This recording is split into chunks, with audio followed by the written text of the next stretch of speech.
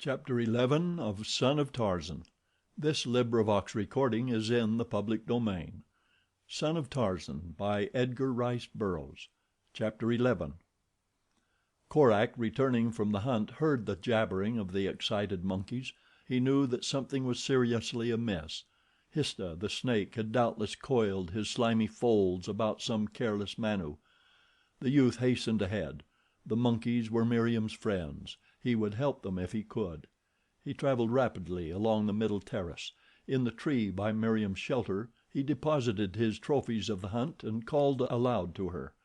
There was no answer. He dropped quickly to a lower level. She might be hiding from him. Upon a great branch where Meriem often swung at indolent ease he saw Geeka propped against the tree's great bole. What could it mean? Meriem had never left Geeka thus alone before. Korak picked up the doll and tucked it in his belt. He called again, more loudly; but no Meriem answered his summons. In the distance the jabbering of the excited Manus was growing less distinct. Could their excitement be in any way connected with Meriem's disappearance? The bare thought was enough. Without waiting for Akut, who was coming slowly along some distance in his rear, Korak swung rapidly in the direction of the chattering mob. But a few minutes sufficed to overtake the rearmost. At sight of him they fell to screaming and pointing downward ahead of them, and a moment later Korak came within sight of the cause of their rage. The youth's heart stood still in terror as he saw the limp body of the girl across the hairy shoulders of a great ape. That she was dead he did not doubt, and in that instant there arose within him a something which he did not try to interpret, nor could have had he tried. But all at once the whole world seemed centered in that tender, graceful body, that frail little body, hanging so pitifully limp and helpless across the bulging shoulders of the brute. He knew then that little Meriem was his world, his sun, his moon, his stars. With her going had gone all light and warmth and happiness. A groan escaped his lips, and after that a series of hideous roars, more bestial than the beasts, as he dropped plummet-like in mad descent toward the perpetrator of this hideous crime. The bull ape turned at the first note of this new and menacing voice, and as he turned a new flame was added to the rage and hatred of the killer, for he saw that the creature before him was none other than the king ape which had driven him away from the great anthropoids to whom he had looked for friendship and asylum. Dropping the body of the girl to the ground, the bull turned to battle anew for possession of his expensive prize; but this time he looked for an easy conquest. He too recognized Korak. Had he not chased him away from the amphitheater without even having to lay a fang or paw upon him? With lowered head and bulging shoulders he rushed headlong for the smooth-skinned creature who was daring to question his right to his prey. They met head on like two charging bulls, to go down together, tearing and striking. Korak forgot his knife. Rage and bloodlust such as his could be satisfied only by the feel of hot flesh between rending fangs, by the gush of new life blood against his bare skin, for though he did not realize it, Korak, the killer, was fighting for something more compelling than hate or revenge. He was a great male fighting another male for a she of his own kind. So impetuous was the attack of the man ape that he found his hold before the anthropoid could prevent him. A savage hold with strong jaws closed upon a pulsing jugular, and there he clung, with closed eyes, while his fingers sought another hold upon the shaggy throat. It was then that Meriem opened her eyes. At the sight before her they went wide. "Korak!" she cried. "Korak! My Korak! I knew that you would come. Kill him, Korak! Kill him!" And with flashing eyes and heaving bosom the girl, coming to her feet, ran to Korak's side to encourage him.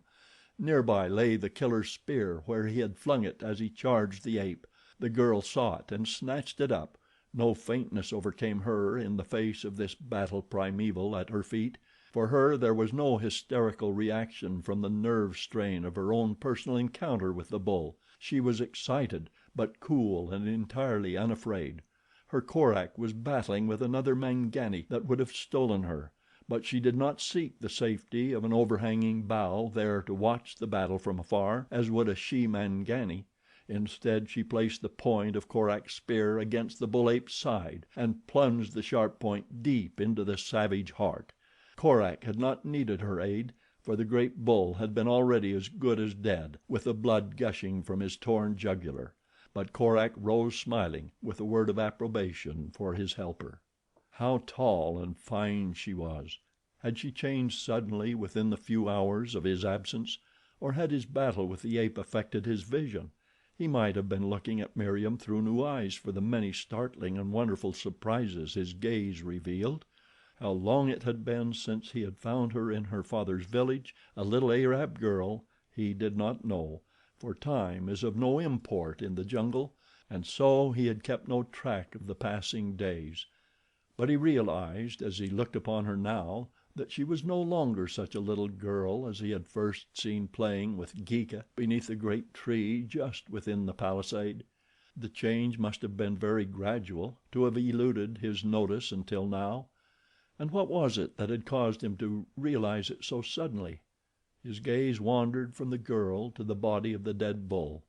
For the first time there flashed to his understanding the explanation of the reason for the girl's attempted abduction. Korak's eyes went wide, and then they closed to narrow slits of rage as he stood glaring down upon the abysmal brute at his feet. When next his glance rose to Meriem's face, a slow flush suffused his own. Now indeed was he looking upon her through new eyes, the eyes of a man looking upon a maid. Akut had come up just as Meriem had speared Korak's antagonist. The exultation of the old ape was keen. He strutted, stiff-legged and truculent, about the body of the fallen enemy. He growled and upcurved his long, flexible lip. His hair bristled. He was paying no attention to Meriem and Korak. Back in the uttermost recesses of his little brain something was stirring, something which the sight and smell of the great bull had aroused.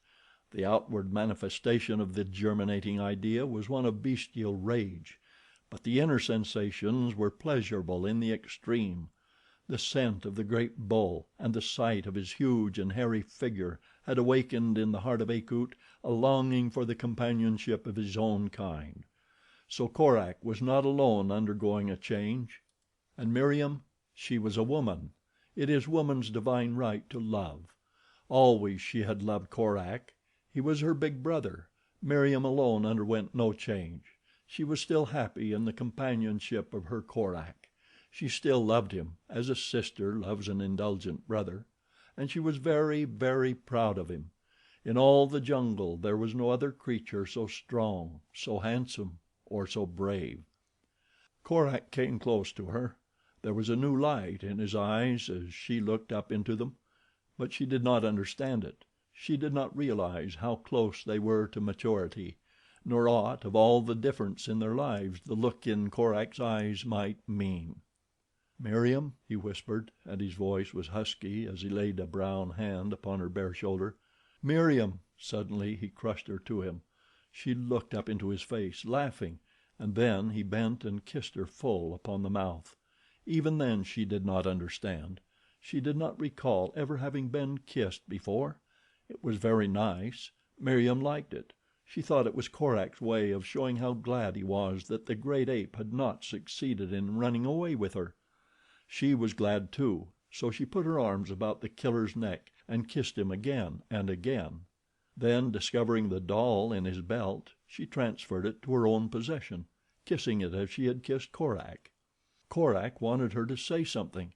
He wanted to tell her how he loved her, but the emotion of his love choked him, and the vocabulary of the Mangani was limited. There came a sudden interruption. It was from Akut, a sudden, low growl, no louder than those he had been giving vent to the while he pranced about the dead bull, nor half so loud, in fact, but of a timbre that bore straight to the perceptive faculties of the jungle beast ingrained in Korak. It was a warning. Korak looked quickly up from the glorious vision of the sweet face so close to his. Now his other faculties awoke. His ears, his nostrils were on the alert. Something was coming. The killer moved to Akut's side. Meriem was just behind them. The three stood like carved statues gazing into the leafy tangle of the jungle. The noise that had attracted their attention increased. and presently a great ape broke through the underbrush a few paces from where they stood. The beast halted at sight of them. He gave a warning grunt back over his shoulder, and a moment later, coming cautiously, another bull appeared. He was followed by others, both bulls and females with young, until 20 hairy monsters stood glaring at the three. It was the tribe of the dead king ape. Akut was the first to speak. He pointed to the body of the dead bull. "Korak, mighty fighter, has killed your king," he grunted. "There is none greater in all the jungle than Korak, son of Tarzan. Now Korak is king. What bull is greater than Korak?" It was a challenge to any bull who might care to question Korak's right to the kingship. The apes jabbered and chattered and growled among themselves for a time. At last a young bull came slowly forward, rocking upon his short legs, bristling, growling, terrible. The beast was enormous and in the full prime of his strength. He belonged to that almost extinct species for which white men have long sought upon the information of the natives of the more inaccessible jungles. Even the natives seldom see these great, hairy, primordial men. Korak advanced to meet the monster. He, too, was growling. In his mind a plan was revolving. To close with this powerful, untired brute after having just passed through a terrific battle with another of his kind would have been to tempt defeat. He must find an easier way to victory. Crouching, he prepared to meet the charge which he knew would soon come. Nor did he have long to wait. His antagonist paused only for sufficient time to permit him to recount for the edification of the audience and the confounding of Korak a brief resume of his former victories, of his prowess, and of what he was about to do to this puny Tarmangani. Then he charged. With clutching fingers and wide open jaws he came down upon the waiting Korak with the speed of an express train. Korak did not move until the great arms swung to embrace him. Then he dropped low beneath them, swung a terrific right to the side of the beast's jaw as he sidestepped his rushing body, and swinging quickly about stood ready over the fallen ape where he sprawled upon the ground. It was a surprised anthropoid that attempted to scramble to its feet. Froth flecked its hideous lips, red were the little eyes, blood-curdling roars tumbled from the deep chest; but it did not reach its feet. The killer stood waiting above it, and the moment that the hairy chin came upon the proper level, another blow that would have felled an ox sent the ape over backward. Again and again the beast struggled to arise, but each time the mighty Tarmangani stood waiting with ready fist and pile driver blow to bowl him over. Weaker and weaker became the efforts of the bull. Blood smeared his face and breast. A red stream trickled from nose and mouth. The crowd that had cheered him on at first with savage yells now jeered him. Their approbation was for the Tarmangani. "Kagoda?" inquired Korak as he sent the bull down once more. Again the stubborn bull essayed to scramble to his feet. Again the killer struck him a terrific blow. Again he put the question: "Kagoda, have you had enough?" For a moment the bull lay motionless. Then from between battered lips came the single word: "Kagoda."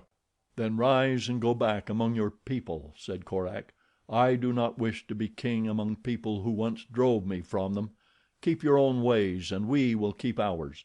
When we meet we may be friends, but we shall not live together." An old bull came slowly toward the killer. "You have killed our king," he said. "You have defeated him who would have been king. You could have killed him had you wished. What shall we do for a king?" Korak turned toward Akut. "There is your king," he said. But Akut did not want to be separated from Korak, although he was anxious enough to remain with his own kind. He wanted Korak to remain too. He said as much. The youth was thinking of Meriem, of what would be best and safest for her. If Akut went away with the apes, there would be but one to watch over and protect her. On the other hand, were they to join the tribe, he would never feel safe to leave Meriem behind when he went out to hunt, for the passions of the ape folk are not ever well controlled. Even a female might develop an insane hatred for the slender white girl and kill her during Korak's absence. "We will live near you," he said at last. "When you change your hunting ground we will change ours, Meriem and I, and so remain near you; but we shall not dwell among you." Akut raised objections to this plan. He did not wish to be separated from Korak. At first he refused to leave his human friend for the companionship of his own kind; but when he saw the last of the tribe wandering off into the jungle again, and his glance rested upon the lithe figure of the dead king's young mate as she cast admiring glances at her lord's successor, the call of blood would not be denied. With a farewell glance toward his beloved Korak, he turned and followed the she ape into the labyrinthine mazes of the wood. After Korak had left the village of the blacks following his last thieving expedition, the screams of his victim and those of the other women and children had brought the warriors in from the forest and the river. Great was the excitement and hot was the rage of the men when they learned that the white devil had again entered their homes, frightened their women, and stolen arrows and ornaments and food. Even their superstitious fear of this weird creature who hunted with a huge bull ape was overcome in their desire to wreak vengeance upon him and rid themselves for good and all of the menace of his presence in the jungle. And so it was that a score of the fleetest and most doughty warriors of the tribe set out in pursuit of Korak and Akut but a few minutes after they had left the scene of the killer's many depredations. The youth and the ape had traveled slowly and with no precautions against a successful pursuit, nor was their attitude of careless indifference to the blacks at all remarkable. So many similar raids had gone unpunished that the two had come to look upon the Negroes with contempt. The return journey led them straight upwind, the result being that the scent of their pursuers was borne away from them, so they proceeded upon their way in total ignorance of the fact that tireless trackers, but little less expert in the mysteries of woodcraft than themselves, were dogging their trail with savage insistence. The little party of warriors was led by Kovudoo, the chief, a middle-aged savage of exceptional cunning and bravery. It was he who first came within sight of the quarry which they had followed for hours by the mysterious methods of their almost uncanny powers of observation, intuition, and even scent. Kovudoo and his men came upon Korak, Akut, and Meriem after the killing of the king ape, the noise of the combat having led them at last straight to their quarry. The sight of the slender white girl had amazed the savage chief and held him gazing at the trio for a moment before ordering his warriors to rush out upon their prey. In that moment it was that the great apes came, and again the blacks remained awestruck witnesses to the palaver and the battle between Korak and the young bull. But now the apes had gone, and the white youth and the white maid stood alone in the jungle. One of Kovudoo's men leaned close to the ear of his chief. "Look," he whispered, and pointed to something that dangled at the girl's side. "When my brother and I were slaves in the village of the Sheik, my brother made that thing for the Sheik's little daughter. She played with it always and called it after my brother, whose name is Geeka. Just before we escaped, someone came and struck down the Sheik, stealing his daughter away. If this is she, the Sheik will pay you well for her return." Korak's arm had again gone around the shoulders of Meriem. Love raced hot through his young veins. Civilization was but a half-remembered state, London as remote as ancient Rome. In all the world there were but they two, Korak the killer and Meriem his mate. Again he drew her close to him and covered her willing lips with his hot kisses. And then from behind him broke a hideous bedlam of savage war cries, and a score of shrieking blacks were upon them. Korak turned to give battle. Meriem with her own light spear stood by his side. An avalanche of barbed missiles flew about them. One pierced Korak's shoulder, another his leg, and he went down. Meriem was unscathed, for the blacks had intentionally spared her. Now they rushed forward to finish Korak and made good the girl's capture. But as they came, there came also from another point in the jungle the great Akut, and at his heels the huge bulls of his new kingdom. Snarling and roaring they rushed upon the black warriors when they saw the mischief they had already wrought. Kovudoo, realizing the danger of coming to close quarters with these mighty ape men, seized Meriem and called upon his warriors to retreat.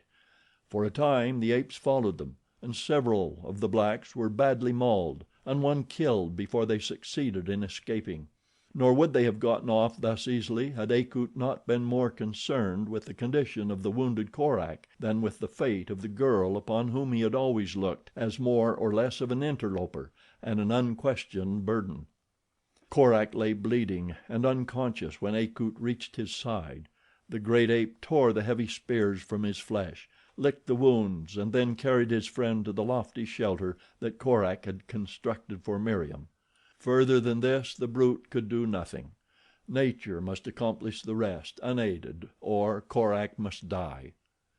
He did not die, however. For days he lay helpless with fever, while Akut and the apes hunted close by that they might protect him from such birds and beasts as might reach his lofty retreat. Occasionally Akut brought him juicy fruits, which helped to slake his thirst and allay his fever, and little by little his powerful constitution overcame the effects of the spear thrusts. The wounds healed and his strength returned. All during his rational moments, as he had lain upon the soft furs which lined Meriem's nest, he had suffered more acutely from fears for Meriem than from the pain of his own wounds. For her he must live. For her he must regain his strength that he might set out in search of her. What had the blacks done to her? Did she still live, or had they sacrificed her to their lust for torture and human flesh? Korak almost trembled with terror as the most hideous possibilities of the girl's fate suggested themselves to him out of his knowledge of the customs of Kovudoo's tribe. The days dragged their weary lengths along, but at last he had sufficiently regained his strength to crawl from the shelter and make his way unaided to the ground. Now he lived more upon raw meat, for which he was entirely dependent on Akut's skill and generosity. With the meat diet his strength returned more rapidly, and at last he felt that he was fit to undertake the journey to the village of the blacks. Chapter 12